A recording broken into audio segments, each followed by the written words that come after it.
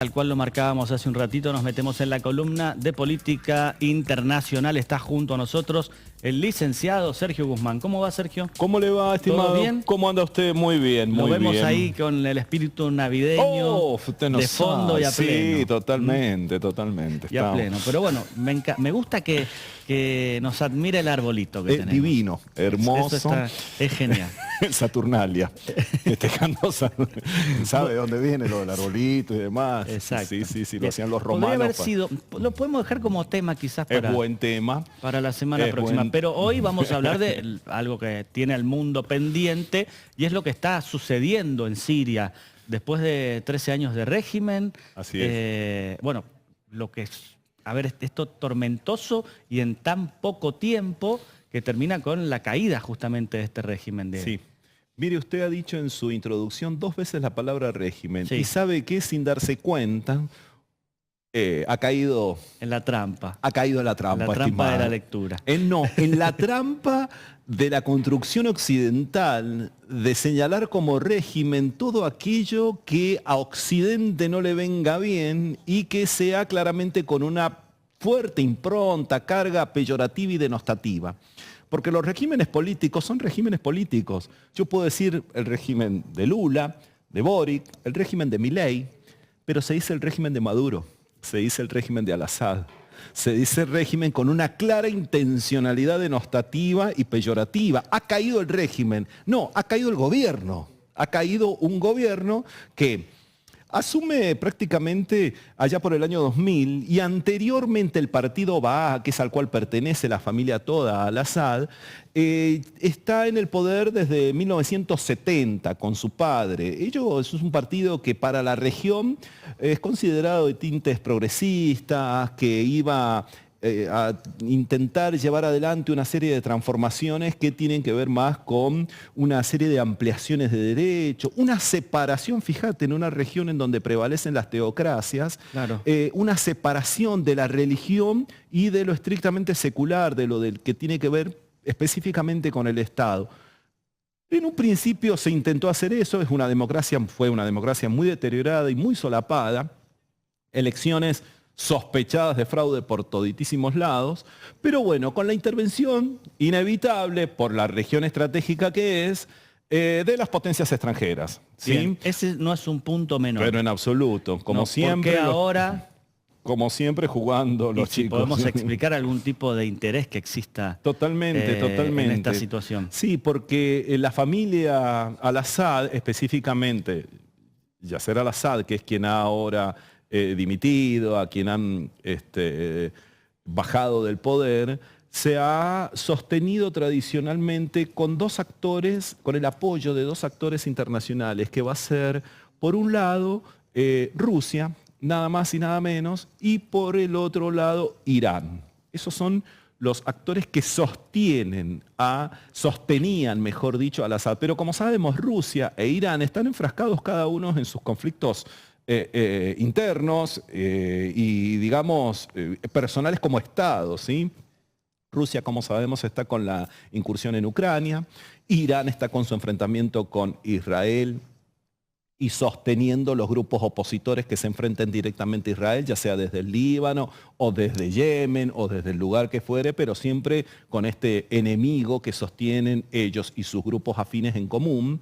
Y Al-Assad representa a una minoría, ¿sí?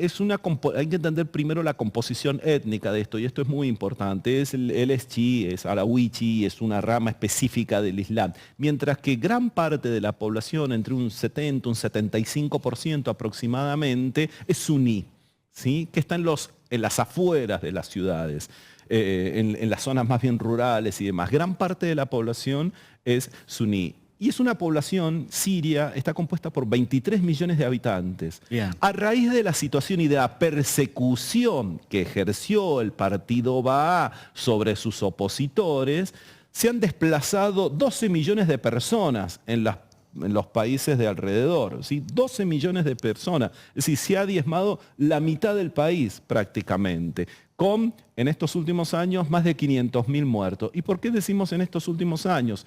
Dijimos y nos ordenamos, desde el 2000 ha asumido este hombre, hijo de una dinastía que pertenece a un partido específico con tintes progresistas. Bien, en el 2011 va a suceder un acontecimiento en esta región que es conocido como la Primavera Árabe.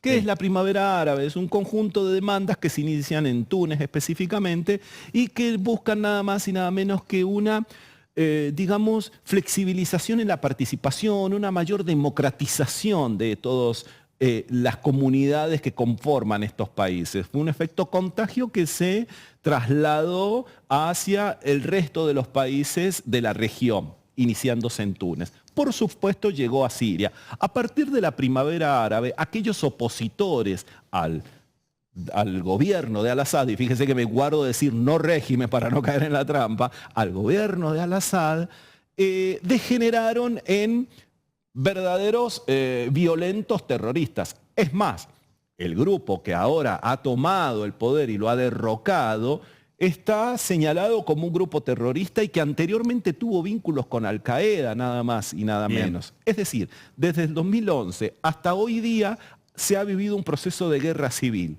y en donde el Estado se ha diezmado y en donde el Estado no tiene un control territorial ni de las instituciones, específicamente de su espacio territorial. Esto significa que estamos en presencia de un Estado prácticamente fallido, ¿sí? En donde no existe un poder central que tenga un control específico y que tenga instituciones legitimadas y legales. Bien, y en el marco de ese Estado fallido, ¿qué puede pasar con las intervenciones externas? Bueno, ahora juegan las intervenciones externas, porque a estos grupos opositores que degeneraron en grupos armados, terroristas, señalados por Occidente, ahora se advierte claro, en un principio fueron apoyados por nada más y nada menos que Occidente, todo, Estados Unidos a la cabeza. Bien. ¿Sí? Y ahora nos se encuentran con una situación, porque a Occidente demasiado no le desagrada que Al-Assad haya dimitido, haya sido derrotado, ¿sí? ¿Por qué? Porque estaba siendo apoyado ¿por quién? Por nada más y nada menos que Irán y Rusia. Entonces, en este juego de ajedrez se apoyaba primero a los disidentes. Cuando los disidentes pasaron a ser terroristas, lo miraron con un solo ojo nada más, hicieron un poco la vista gorda. No es la primera vez que pasa. No es la primera vez que pasa, pasó con los talibanes, pasó con Irak también, y cuando rememorás la historia pasa constantemente. Apoyan a los sectores, después se les va de las manos y después, bueno, ¿qué pasa? Occidente ha reclamado, hay un actor muy importante que todavía no mencionamos, Occidente ha reclamado que se produzca una transición, pero que esta transición sea de manera pacífica. Usted me está escuchando, Sergio, que sea de manera pacífica. Le están demandando a un grupo de insurgentes señalados como terroristas que han derrocado un gobierno que, por cierto, era un gobierno dictatorial, persecutorio y que ha ejercido lo que se puede señalar como violaciones a los derechos humanos. En este estado de situación se les pide a este grupo que, chicos, si se van a hacer cargo, ustedes eran terroristas, pero no sean tanto en esto, ¿sí? Claro. Entonces se corren. Regulen el... Claro, regulen sus asesinatos, más o menos. ¿Por qué? Porque ahora sucede otra situación, que ¿cuál es, estimado? Hay un actor, decía, que no hemos mencionado. Esta región está compuesta por distintas etnias, por eso es importante entender lo de panarabismo y lo de panislamismo. ¿Qué es esto? ¿Sí? El panarabismo es un movimiento, es una posición ideológica que adscribe a la reivindicación de la pertenencia de un espacio territorial determinado. De un espacio territorial determinado, ¿sí? Es decir, la gran nación árabe. La gran nación árabe. Pero dije nación y no país ni Estado. Lo de nación involucra un alineamiento, un agrupamiento de valores comunes que tenemos usted y yo. El mismo idioma, la misma cultura, las mismas costumbres, más o menos la misma religión, la misma historia. Es decir, este conjunto de valores es lo que configura la nación. ¿Se puede ser nación sin ser Estado? Porque para el Estado es necesario un territorio. La respuesta es sí. Se puede ser nación sin ser Estado. Es decir, esto es el panarabismo. Entendiendo esto, es más fácil entender qué es el panislamismo. La reivindicación a una religión concretamente determinada, ¿sí? Bien, ¿Qué es lo que sucede? En esta región hay distintas etnias que configuran distintas naciones, entre comillas, ¿sí? Una de las mayores etnias que existe allí son los kurdos o el Kurdistán, ¿sí? Que como nación ocupa distintos espacios territoriales que hoy denominamos países, ¿sí? Entre estos países, uno muy importante, y es al que me refiero, que no hemos mencionado, que ahora lo hacemos, es nada más y nada menos que Turquía. ¿Sí? Bien. Turquía es la gran pregunta de cuál es tu posicionamiento en esto, ¿sí? Turquía lo que no quiere es que la situación de desplazamiento de personas le afecte y repercuta directamente en su territorio. Usted se imagina lo que son 12 millones de personas desplazadas en condiciones de pobreza absoluta, ingresando a su espacio territorial, a su país. Es una situación de gravedad humana, de crisis humanitaria, verdaderamente muy complicada de administrar y de gestionar. Motivo por el cual ahora Rusia, en este caso Turquía, está diciendo, miren, traten de hacer de igual, en sintonía con todos, desde Irán, pasando por Rusia, toda Europa, Turquía incluida y Estados Unidos, dicen, miren, hagan una transición pacífica, bregamos porque hay una transición pacífica. Ha habido un levantamiento violento, ha habido 500.000 muertos en estos últimos años y ahora en un par de horas, curiosamente, todo se ha precipitado.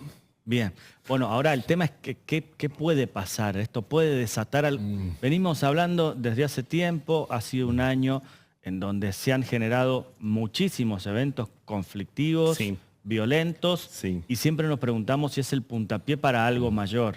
Bien.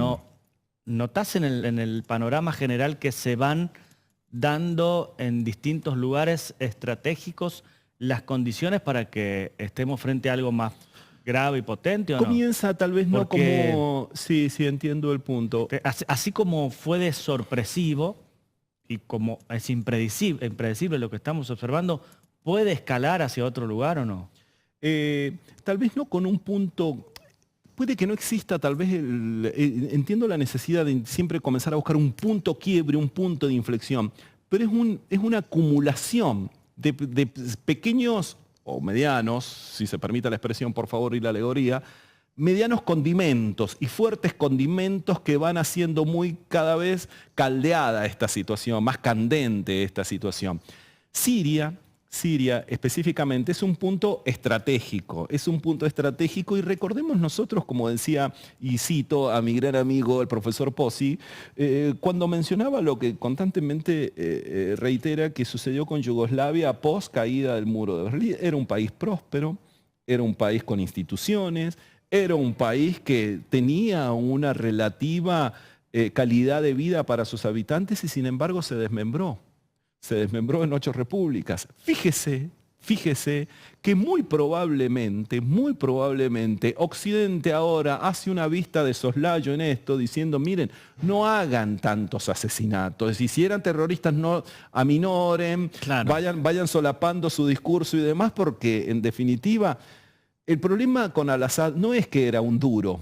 El problema es que no era el duro de Occidente, ¿se entiende? Esta es la cuestión concreta. Era que respondía a intereses rusos y a intereses iraníes, no a los intereses de la OTAN ni de los Estados Unidos. Esto es lo que hay que tener claro. Era un malo, y sí, pero era malo para los otros, es decir, no eras mi malo, ¿se entiende? Recordemos al primer Saddam. Claro. Después de repente recordemos al primer Gaddafi. ¿Sí? Entonces con Libia, con Irak, ha sucedido ya, esta historia ya la hemos visto. Si uno hace una foto macro de esto, una fotografía aérea, pero esto en la historia ya ha pasado. Sí, sabes que sí, con matices ya ha sucedido en esta y vas región. a ser malo de vuelta. Claro, ¿no? Si me convienes vas a ser no tan malo o un bueno a medias o la categoría que yo quiero imprimirte. Muy bien. Sergio, excelente. Bueno, nos encontramos la próxima semana. Esperemos encontrarnos la próxima semana. Vamos a brindar la próxima semana, ¿no? También, ya También. tenemos el arbolito listo. Por Claro lo menos que sí, tenemos que brindar, por supuesto que sí. Gracias por venir. No, un por placer. favor, gracias a vos.